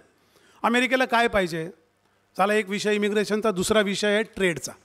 मी तुम्हाला म्हटलं $36 बिलियन ट्रेड सरप्लस आहे मागच्या वर्षीचा. आता काय होतं, अमेरिकेचं म्हणणं काय होतं, हार्ले डेव्हिडसन नावाची मोटरसायकल ट्रम्प सत्तेवर असताना इथे यायची, आपण त्याच्यावर 210% इम्पोर्ट ड्युटी लागवली होती, त्यामुळे ती इथे कोणी घ्यायचं नाही. तर आमच्या मालावर इम्पोर्ट ड्युटी टाकतात, हा अमेरिकेच्या इगोला एक हर्ट होता. दुसरा, हा असमान व्यापार आहे. तुमच्याकडून आमच्याकडे वारेमाप माल येतो, 20% 30% ड्युटी आम्ही फक्त लावली त्या मालावर, आणि आमच्याकडे तुम्ही शर्ट म्हणजे सगळंच येतं. आपले होजिअरीपासून रविशंकरांचा कितीतरी मोठा बिझनेस आहे एक्सपोर्टचा, कापडाचा, अत्तराचा, याचा त्याचा, त्या औषधांचा, आयुर्वेदिक यांचा, रामदेव बाबांचा बिझनेस आहे. अनेक लोक आहेत आणि ते व्यावसायिक आहेत, त्यांच्यावर ड्युटी लावत नाही. आणि आमच्या देशातल्या याच्यावर तुम्ही एवढी ड्युटी लावतात, हे तेव्हाही ट्रम्प बोलले होते. आता ते जे ट्रेड वॉर बीर नाही आपल्याशी, कारण आपली तेवढी अजून ताकद नाही की वॉर खेळावं. चायनाची आहे, चायना सरप्लस नाही, चायना हायेस्ट सरप्लस आहे अमेरिकेच्या ट्रेडमध्ये. आज अमेरिकेच्या ट्रेझरी बॉन्डमध्ये चायनाचे $4 ट्रिलियन इन्व्हेस्टमेंट आहे. तुम्हाला अर्थकारणाची गंमत सांगतो. समजा फडके सरांकडून मी 1 कोटी घेतले, देणार नाहीत ते, पण घेतले 1 कोटी, तर मी जिवंत राहावं ही फडके सरांची जबाबदारी होऊन बसते, लक्षात ठेवा. कारण 1 कोटी माझ्या खिशात आहे, त्यांचे कर्ज म्हणून घेतलेले. त्यामुळे चायनानं दिलेलं कर्ज अमेरिकेवरचं हे फेडणं ही चायनाची, ती परत घेणं ही चायनाची जबाबदारी असते. आणि ते मागू नये म्हणून मग करन्सी मॅनिप्युलेशन करतो चीन, या सगळे उद्योग चालतात. त्यामुळे या सगळ्या ट्रेडमध्ये भारताला अमेरिकेचं म्हणणं काय की आमच्याकडे, मी नावं घेऊन त्या पदार्थ सांगतो, ती लिस्ट आली आहे. बर्बन व्हिस्की ही अमेरिकन लोकांची मिडवेस्ट अमेरिकेतली सगळ्यात फेमस व्हिस्की आहे. बर्बन व्हिस्की म्हणजे जिम काय जॅक डॅनियल वगैरे असे त्याचे ब्रँडचे नाव आहेत. पुष्कळ 40-45 ब्रँड आहेत ते. ती तुम्ही आमच्यावर ड्युटी लावू नका.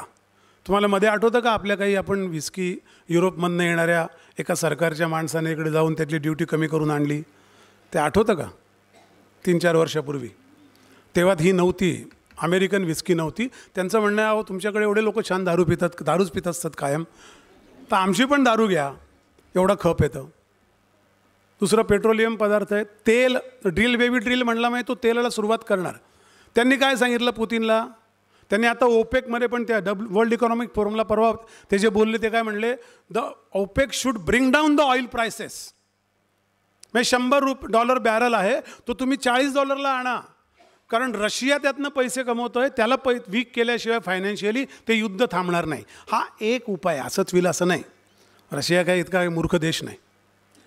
रशिया अमेरिकेचा मिलिटरी चॅलेंज आहे बरं का आजही, आणि चीन अमेरिकेचा स्ट्रॅटेजिक चॅलेंज आहे. भारत अजून चॅलेंजमध्ये आलेलं नाही, त्यामुळे आपण त्यांच्याशी आपली तुलना करू नये.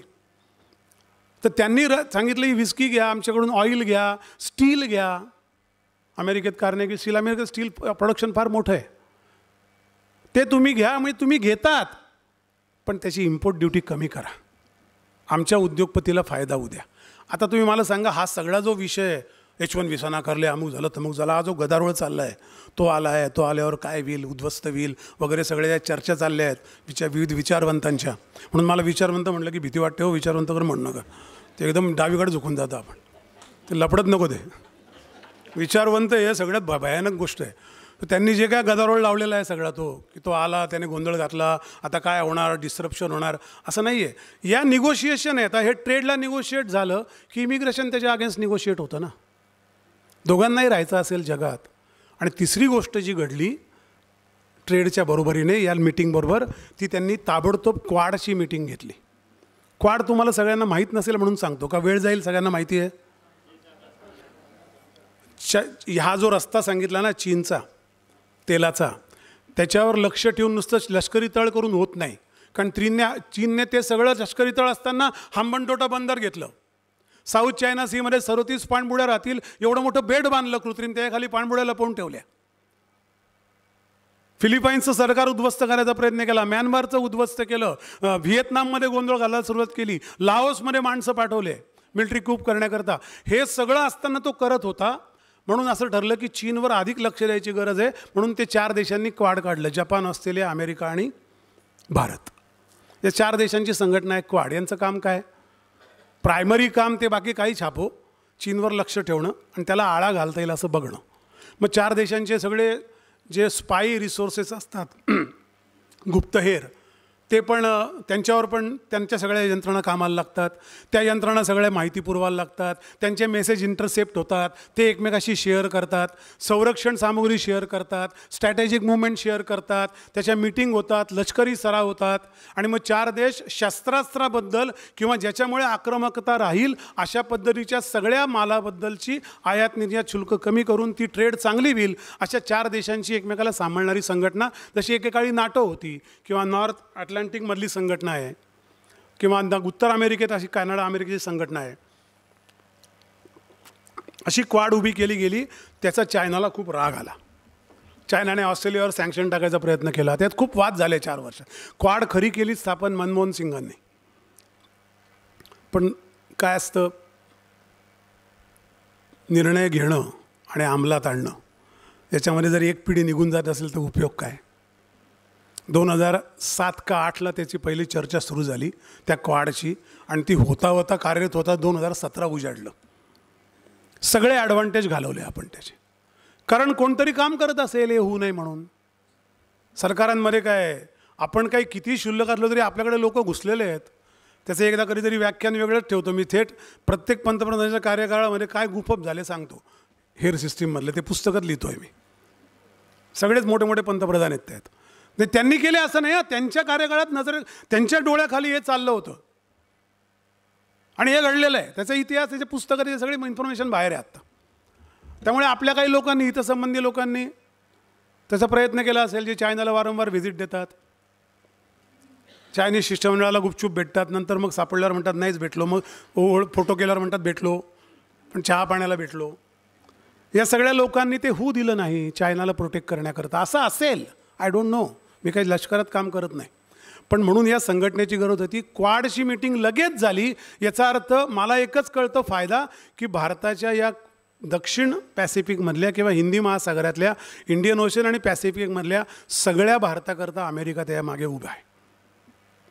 2 प्रकारचे मेसेज देतात हो मुत्सद्दी लोक. एक, तुम्ही आमची ड्युटी कमी करा, ही मदत घ्या आमच्याकडून, तुमच्या मागे आम्ही उभे आहोत. म्हणजे मग याच्यावर प्रेशर येतं, मग ते टॅक्स कमी होतील, मग ते आपण व्यापार करायला लागतो. असेच राजनैतिक डिप्लोमसी अशीच असते. तर क्वाडच्या मीटिंगमध्ये असं झालं की आत्ता तातडीने एक बैठक घेतली पाहिजे. एक बैठक कॅन्सल झाली होती यापूर्वी, ज्या बैठकीचा अजेंडा आत्ता राबवायचं ठरलं आहे, म्हणून कदाचित ट्रम्प भारतात येतील असं त्यांचं म्हणणं आहे. ती मीटिंग होती ती जो बायडनने ऐन वेळेला कॅन्सल केली. तब्येतीचं कारण दिलं अर्थात, पण त्याच्या आणखीनही काही कारणं होती. ती मीटिंग आत्ता पुढच्या महिन्यात होऊ घातली आहे आणि ती मीटिंग फार माझा आत्ताचा अंदाज आहे, पेपरला आपण वाचूच, चूक ठरलं तरी मला काही दुःख नाही, आपण अंदाजच बोलू शकतो आपल्या बुद्धीने. ती मीटिंग सगळ्यात जास्त खळबळजनक होईल हे आत्ता असं मला वाटतं आहे. त्यात काही काही गोष्टी अशा घडतील की ज्या मी आता चाललं असे की मला का समुद्रधुनी म्हणून जाणाऱ्या पनामाच्या अगेन्स्ट मला का चालेल, चीनच्या तेल व्यापाराला आळा घालण्याकरता. आणि त्यावेळेला बघा अमेरिकेने ट्रम्पने टिकटॉक करता जे विधान केलं होतं ते एक्झॅक्ट उलटं केलं. मला एक कोणतरी विचारलं परवा फोनवर की ते कसं काय असं केलं. म्हटलं मला नाही माहिती हो, मी थोडीच अमेरिकेत आहे. नाही म्हटले, त्यांनी तर सांगितलं टिकटॉकवर बंदी घालू, आता ते हे करतायत. नाही हो, हे सगळे पैसे खातात. मला हे काही लॉजिकच समजत नाही. ट्रम्पला लाच देण्यात का चीन मोठा आहे किंवा काय ते टिकटॉकची कंपनी. ट्रम्पने काय सांगितलं, ही टिकटॉक कंपनी इलॉन मस्कने घ्यावी चालवायला. 51% शेअर अमेरिकनचे घ्या, आम्हाला चालवतो आम्ही, आम्हाला आवडेल. 200-200 मिलियन त्याचे सबस्क्रायबर असतील, वापरत असतील, तरुणांमध्ये पॉप्युलर असेल तर we own that, will own the profit will not go to China, will negotiate with China. China म्हणलं ओके, कारण त्यांनाही धंदा करायचा आहे. तर त्या चीनच्या धोरणामध्ये जो बदल आहे, तर त्यांनी चीनला भेटणारं सांगितलं नाही. जिनपिंगला त्यांनी फोन केला आणि आपल्याला फोन केला नाही. याच्यावरही मी बरेचसे यूट्यूबवर बघत होतो. अमेरिका चीनला घाबरत असेल कदाचित, आपल्याला घाबरत नाही. अरे फोन तर करणारच ना. दुश्मन को पहिले गले लगाते लोग जिनको जीतना है वो. सिंपल स्ट्रॅटेजी असते, त्याला बेसावत ठेवायला लागतं, काही असेल. त्यामुळे ते फोन केला म्हणून काय लगेच सगळं बिघडलं असं होत नाही. भारताच्या दृष्टीने आत्ता ही चांगली गोष्ट अशी होईल की आपल्या डिप्लोमसीमध्ये, परराष्ट्र धोरणात काही बदल होणार नाही. ट्रेडमध्ये आपण फ्लेक्झिबल राहायला लागेल, इमिग्रेशनमध्ये फ्लेक्झिबल राहायला लागेल. तिसरी गोष्ट आहे पॉलिसी, जिओ पॉलिटिक्स. जसं क्वाडपर्यंत आलो म्हणून तो पुढे धागा ओढतो. बांगलादेशचं तुम्हाला मी सांगितलं. संबंध अमेरिकेच्या फॉरेन पॉलिसीमध्ये जो बदल होणार आहे तो कळण्याकरता अमेरिकन प्रशासनात आलेली माणसांची नावं जरा वाचून घ्या. 151 वर्षामध्ये 3 मोठ्या पोझिशनला पहिल्यांदा मूळ भारतीय वंशाचा माणूस आहे, तो अमेरिकन सिटिझन आहे. आणि असं असतंच हो, कितीही शपथा घेतल्या, अमेरिकन सिटिझनशिप त्यांना शपथ घ्यावी लागते. शपथ अशी घ्यावी लागते की उद्या माझ्या देशाविरुद्ध या देशाने युद्ध केलं तर मी माझ्या देशाच्या विरुद्ध लढेल. आणि ही शपथ घेताना लोक शपथ घेताना लढत बाहेर येतात. तो एक भंपकपणा आहे. घेता काय झालं शपथ, ते बाहेर येतात रडत. मी कितीतरी माझे मित्र शपथ घेतात, आज अशी शपथ घेतली काय झालं मग गळे काढून काय. तर एनिवे ती शपथ घ्यावी लागते अमेरिकन नागरिकत्व घेताना. त्यामुळे या सगळ्या याच्यामध्ये अमेरिकेच्या विरुद्ध लढण्याकरता कुठल्या राष्ट्रातून लोक तयार होतील याचं पण गणित त्यातनं ते मांडत जातात. ते ऑब्झर्व करतात तुम्हाला शपथ घेताना. त्यात पण एक फार मोठा रिपोर्ट माझ्याकडे मागे आला होता, तो फार छान होता की देव आता ते AI वापरतायत. ते डोळ्याची बुबळं काय हलतात, चेहऱ्यावरचे काय भाव होतात, म्हणजे हे प्रॉबेबल मनापासून नागरिक होत नाही आहे अशा पद्धतीची नोंद करतात. तर मला असं वाटतं की त्या मीटिंगनंतर जे परराष्ट्र धोरण ठरेल त्यात अमेरिकेला भारताला महत्त्व देणं भाग आहे. कारण एंटायर आशियाचा फोकस 2 देशांवर आहे, चीन आणि भारत.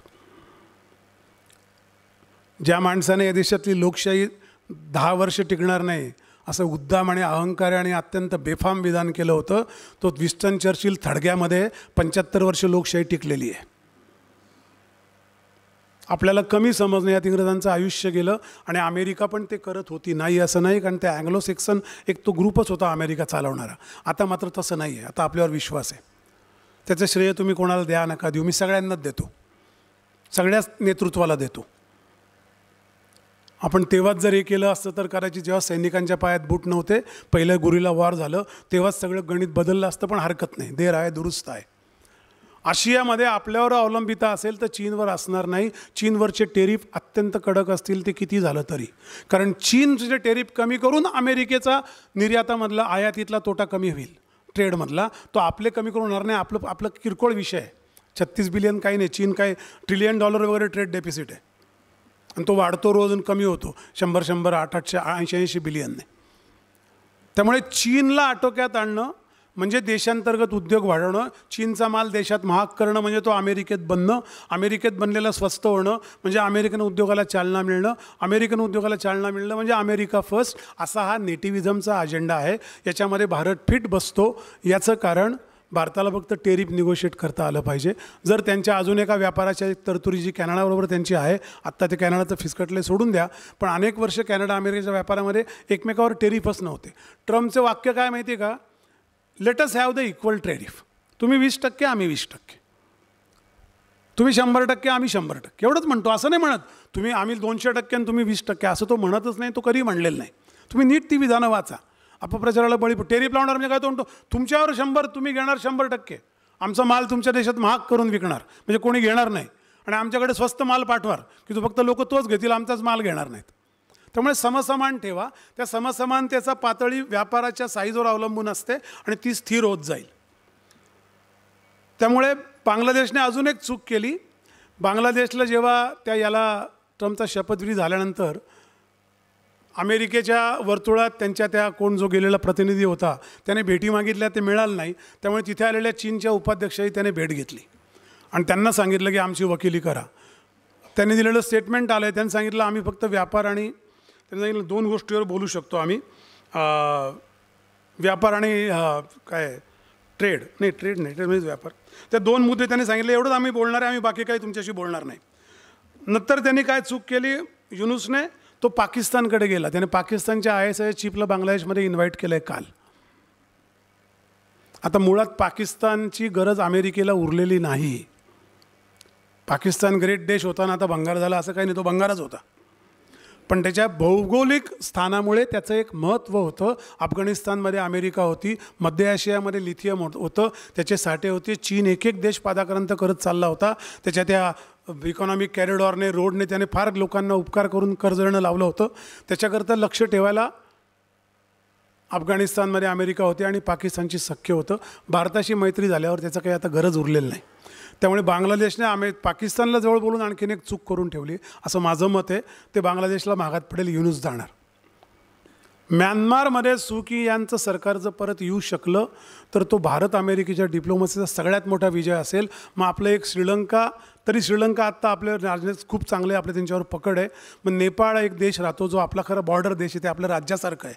मग पाकिस्तानशिवाय आपल्याला या सबंध परिघावर कोणी शत्रू राहत नाही. याच्याकरता अमेरिका मदत करेल, कारण आपण जर आपल्या या बेचात गुंतून पडलो तर चायनाविरुद्ध लढ्यामध्ये आपण अमेरिकेबरोबर नसू. तिसरी गोष्ट जी घडते, जी भारताला फायदेशीर आहे,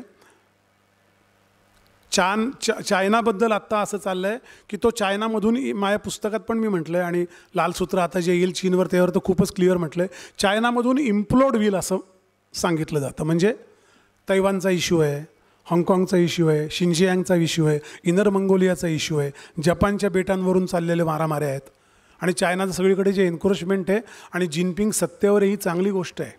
तुम्हाला आश्चर्य वाटेल मी असं का म्हणतो. एखाद्या भांड्यात जेव्हा वाफ तयार होते ना, तेव्हा झाकण काढायचं नसतं. झाकण नाही काढलं तर झाकण उडतं, तर त्याला इम्प्लोड होणं म्हणतात.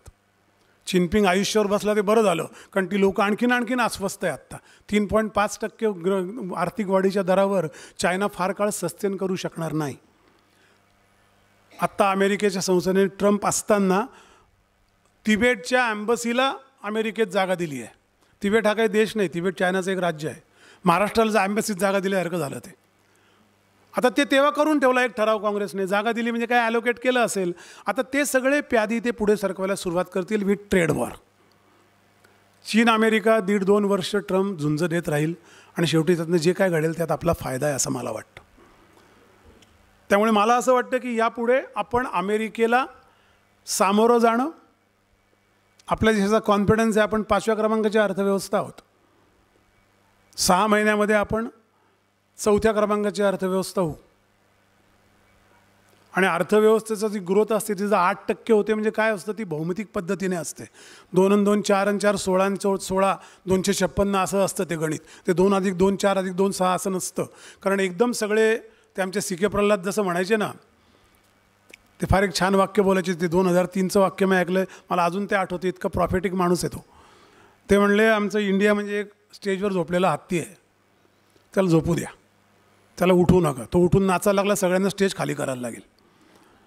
आणि हे समाधानाचं वाक्य नाही, ते आता असं हॉरिझॉन्टल ग्रोथ व्हायला लागते ना सगळीकडून. आता जर 156 जर स्टार्टअप होत असतील सुरू, 14 युनिकॉर्न तयार होत असतील, युनिकॉर्न म्हणजे 1 बिलियनची कंपनी असते, 1 बिलियन इन्व्हेस्टमेंटची, हे जर होत असेल तर खूप वेगळ्या पद्धतीने ते ग्रो होतं.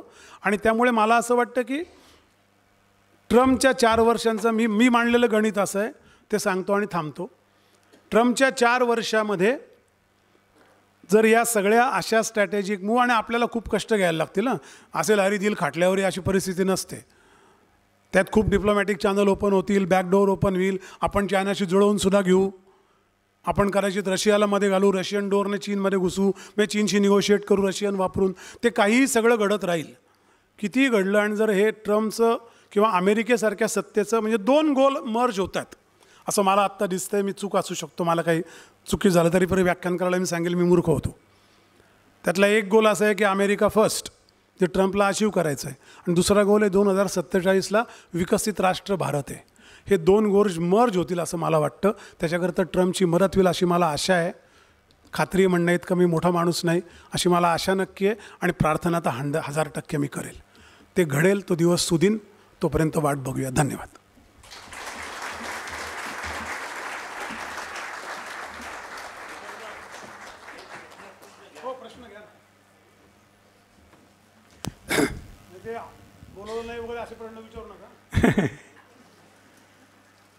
प्रश्न घेण्याआधी गेली 70 मिनटं विविध विषयावर, अवैध नागरिक असतील, उद्योग क्षेत्र असेल, परराष्ट्र धोरण असेल, भारत आणि अमेरिका संबंध असेल, याच्यावर अतिशय अभ्यासपूर्ण असे विचार दीपकजींनी मांडले. या सत्राचं आभार प्रदर्शन सुरेश गायधनी करतील. त्याआधी तुमचे प्रश्न घेऊया.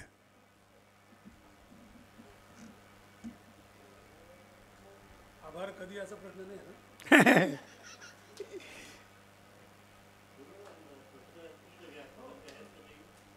आहे काही?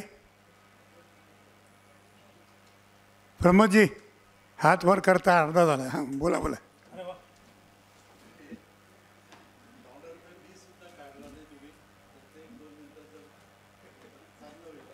काय डी म्हणजे काय, काय मला प्रश्न सांगा ना. डॉलरायझेशन नाही, काय रुपयाची जो डॉलरचं तुम्हाला गणित सांगतो. डॉलर का वरती हो, तुम्ही तर स्वतः अर्थतज्ञ आहात. नाही सांगतो ना, म्हणजे आपल्याला ते बेसिक गणित एकदा कळलं की मग आपल्याला असे प्रश्न येत नाही. त्याचं कारण असं आहे, तेल आणि सोनं या 2 सगळ्यात जास्त जगात ट्रेड होणाऱ्या कमोडिटी आहेत, वस्तू आहेत. त्या फक्त अमेरिकन डॉलरमध्ये ट्रेड होतात. त्याला कुठलीही करन्सी जोडलेली नाही. म्हणजे आपल्याला तेल घ्यायचं असेल तर आपल्याला परकीय गंगाजळीतले डॉलर द्यायला लागतात. आपल्याला सोनं घ्यायचं असेल बुल मार्केट, लंडनच्या बुली मार्केटमधनं, तर डॉलर द्यायला लागतात. म्हणून आपली परकीय गंगाजळी फार महत्त्वाची असते. चंद्रशेखरांच्या काळामध्ये आपल्याकडे तेल घ्यायला पैसे नव्हते, आपण सोनं विकलं, डॉलर घेतले आणि तेल आणलं. सगळ्यात जास्त ट्रान्झॅक्ट होणाऱ्या कमोडिटीला जी करन्सी जोडलेली आहे ती कधीही खाली येऊ शकत नाही, unless you dealing that. British पाऊंडची ही स्टोरी आहे. ब्रिटनमध्ये आहे काय, भुक्कड देश आहे हो, महाराष्ट्र एवढी पण लायकी नाही. चर्चिल काय बोलले, सगळे वेगळे प्रॉफिट थडग्यात.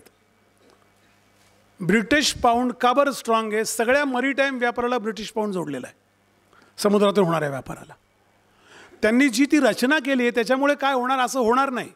म्हणजे उद्या असं घडेल ना, कदाचित समजा की भारताची डोमेस्टिक डिमांड वाढत जाईल, डोमेस्टिक कन्झम्पशन वाढत जाईल आणि भारतातला माल अधिक स्वस्त मॅन्युफॅक्चरिंग करून आपण चांगल्या याच्याने विकू लागू, तेव्हा तो एक्सचेंज रेटमध्ये आपला पैसा वरती येईल. अजून तर रुपया पॅट्रिएबल पण नाही हो आपला, कुठे कम्पॅरिझन करायचे. मी खरंच सांगतो, आपला कुठल्याही एअरपोर्टला रुपया देऊन कुठलाच पैसे मिळत नाही आपल्याला. तो पॅट्रिएबलच नाही आहे ना, तो परिवर्तनीय नाही आहे रुपया आंतरराष्ट्रीय मार्केटला. म्हणजे तेवढी आपली ताकद नाही आहे आत्ता. ती होणार, पण ती कशी होणार? तेच होतं ना की जगात सगळी शांतता नांदली पाहिजे अशी वाक्य युनोमध्ये बोलली जातात. ते करायचं कोणी आहे? ते आपल्याला करायला लागेल ना. आपण काय करू त्याच्यावर आहे. म्हणून म्हणतो की ते आत्ता तो विषय नाही होऊ शकत म्हणून मी बोललो नाही, कारण त्यावर काय बोलणार. मी उद्या काय सांगेल, उद्या आपण सगळे अशा अमेरिकन लोक रुपया घेण्याकरता आपल्या वकिलाच्या समोर रांगा लावतील, मस्त छान वाक्य पण काही संबंध नाही वास्तवाशी. ते 29 ट्रिलियनची इकॉनॉमी हो, 3 ट्रिलियन 4 ट्रिलियन पोचतोय आत्ता आपण. सर कुठला? हां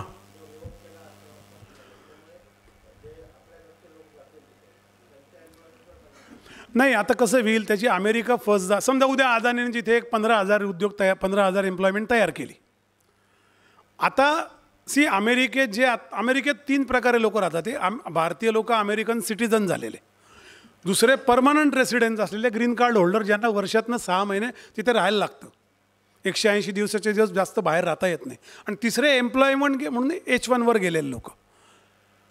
तर ही माणसं जेव्हा तिथे, आता जो तिथे परमनंट सिटीजन आहे त्याचा काही विषय येत नाही, त्याला त्या फॅसिलिटी नागरिकांना सगळ्या मिळतात, मेडिकलपासून सगळ्या. जो परमनंट रेसिडेंटवर आहे त्याला नोकरी करायला लागते, त्याला काही व्हिसा लागत नाही, त्याची नोकरी असते, त्याला नोकरी मिळते. H1वाल्यांचं 6 वर्ष संपले की त्यांचा परतीचा, कारण त्यांना जर एक्सटेंड नाही केलं, ज्याच्यावर आत्ता गदा येणार आहे. जर 1,67,000 H1 देत असतील दरवर्षी, तर ट्रम्प 200% ते 1 लाखावर आणेल, आणि आपल्याला ते ऐकायला लागेल, कारण त्याच्या अगेन्स्ट काहीतरी निगोशिएट होईल. आणि तेवढा त्याग भारतीय लोकांनी केला पाहिजे. देश मस्त झाला पाहिजे, आम्ही आयुष्यमध्ये राहिलं म्हणजे झालं असं थोडी जास्त. थोडं आपल्याही गदांतर येईल, आपण घेतलं पाहिजे ते. आणि भारतीय लोकांना तुम्हाला माहिती आहे का, कालची अजून एक बातमी रात्री वाचली, माझ्या एका मित्राने मला पाठवलं की बरेचसे भारतीय लोक या ट्रम्पच्या पॉलिसीविरुद्ध निषेध म्हणून भारतात परत जायला निघालेत. हे झालं पाहिजे, हरकत नाही ना. अमेरिकेत राहायचं आणि भारताचं काही होत नाही याच्या रात्री गळे काढायचे पार्टीमध्ये बसून, हा याच्या इतका भंपकपणा नाही. आपण काय कॉन्ट्रीब्युशन देऊ याच्याकरता ते महत्त्वाचं आहे. सरांचा प्रश्न. Sir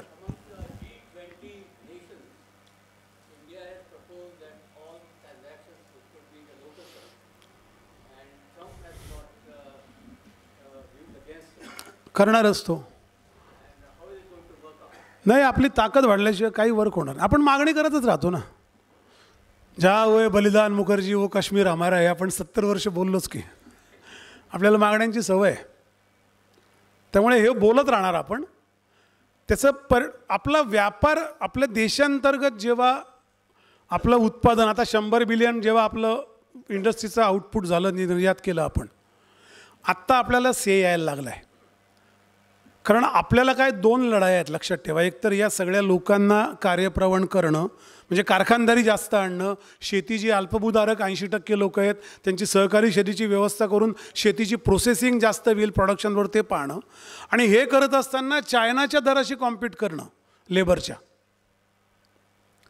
there are 2 very different roads we have to go. It's not easy. त्याच्याकरता किमान 15 वर्ष आत्मनिर्भर प्रोग्राम राबवायला लागेल.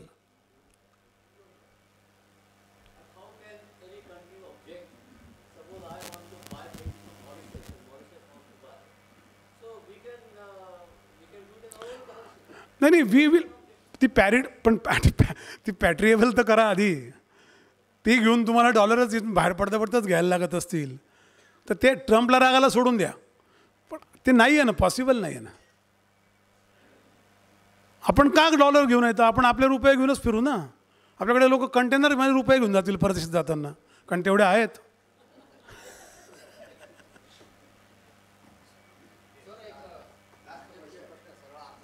अध्यक्षीय प्रश्न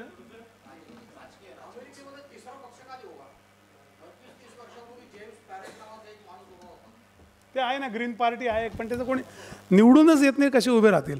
ही हिंमत किंवा हे धैर्य फक्त आपल्याकडच्या राजकीय पक्षांमध्ये आहे की वर्षानुवर्ष डिपॉझिट गेलं तरी उभं राहायचं. ते अमेरिकेत नाही आहे.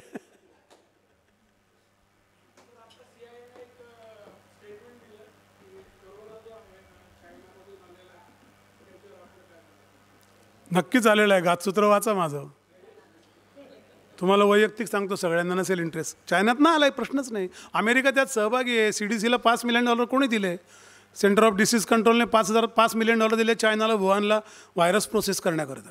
त्याचं म्युटेशन हातात राहिलं नाही, त्यामुळे त्याने ते बायोलॉजिकल वेपन म्हणून जगाविरुद्ध वापरलं. इतका सरळ विषय आहे. त्यामुळे ट्रम्पने बोंब खूप मारल्या, चायना इज व्हायरस, पण तो जिनेवात त्यांना खेचू नाही शकला, कारण लॅब त्यांनी उभी करून दिली आहे. बोला.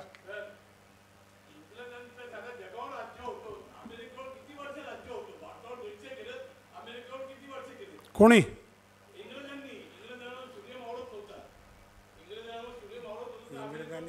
इंग्रजांनी. अच्छा, मला इंदिरा गांधींनी ऐकवलं म्हणून. नाही, इंग्रजांचं राज्य होतं. म्हणजे या 4 अत्यंत पाशवी सत्ता होत्या, ब्रिटिश, फ्रेंच, पोर्तुगीज आणि डच.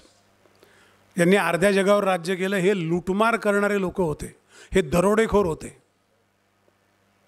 तुम्ही स्थानिक, त्याचं त्या कर्जनचं वाक्य आहे ना, बंगालचं जेव्हा त्याने ताब्यात घेतलं, तो म्हणला आमचे जेवढे सैनिक मार्च करत होते त्यांच्या 40 पट लोक आमचा हा तमाशा बघत होते की आम्ही सिराजउद्दौला हरवून रूट मार्च, विजयी मार्च काढला आहे. 40 पट लोक असे वरून वरून बघत होते काय चाललं आहे. त्यांना कळत नव्हतं की हा गेला म्हणजे आपलं राज्य गेलं.